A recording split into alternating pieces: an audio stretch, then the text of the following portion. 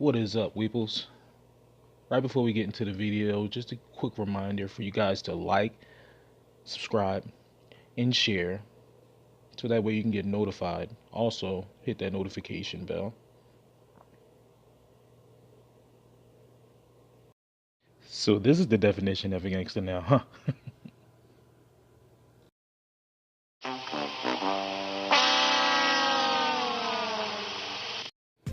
Right here, we got Tekashi Snitch9. Now, Snitch9, I'm sure y'all heard about everything that's going on, but he's going to be getting off now. He was being sentenced to, I'd say, what was it, 47 years?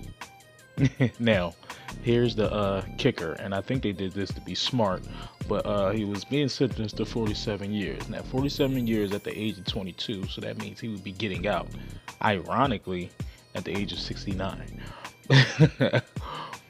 But he's pretty much taking that plea deal and coming home, you know, taking that good old cheese and doing his thing. Funny thing is, all of his family members, I'm guessing his baby mom, they're throwing him under the bus because, you know, I guess this plea deal doesn't think about them, take them into consideration.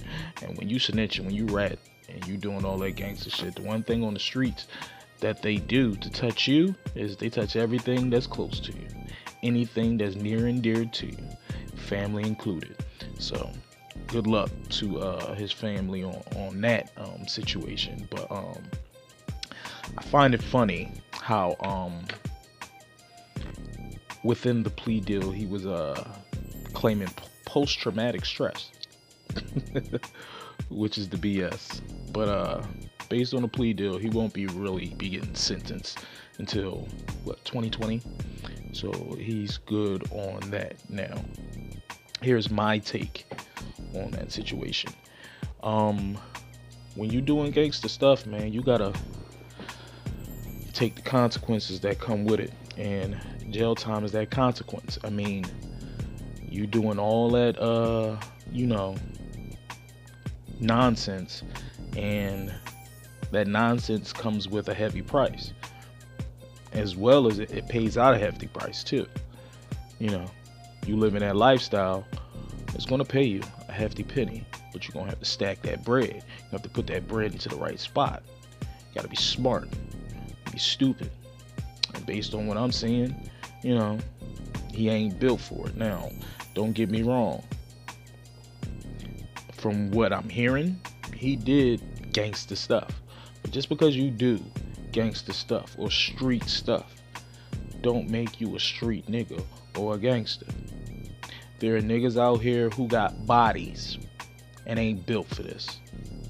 There's people out here who would never shoot anybody in the world.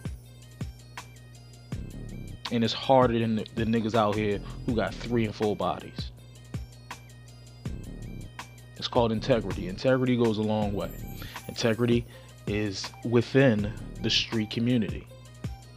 That snitching, that, you know, no snitching code, that's part of it, the integrity of the streets. And as you can see, he ain't got none, because he throwing everybody under the bus.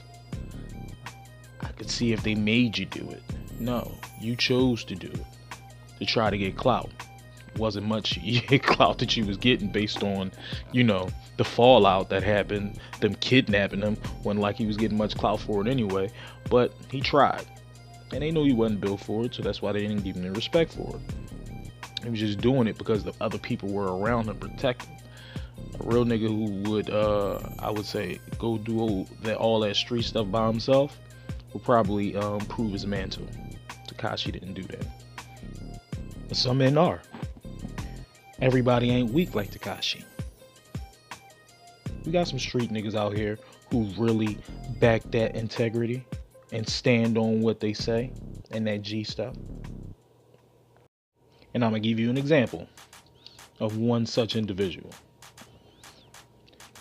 This man goes by the name of Little D.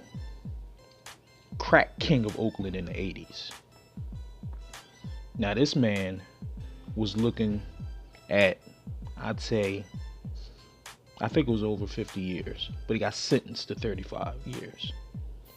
Now, he was a millionaire by the age of 18. Looking at major time. And the feds was looking to work with him. He said no.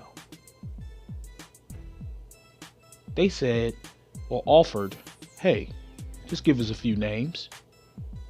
We'll move all your peoples out. Move you into Oregon. No one will never know who you are. No one will never know where we moved you to. Change your name and all that. He said no. Because ratting ain't in his blood. Looked at that time, stood up, and took it like a man. He said, because it ain't in him to sit there and point fingers and try to bring people down when he knew he was guilty. He knew he did it. You have to reap for your sins. Ratting ain't gonna do that. Especially if you're implicated, man. You have to be able to stand for what you do. You can't look for outs whenever the going gets tough, man. Tekashi just prove that he's just a weak individual.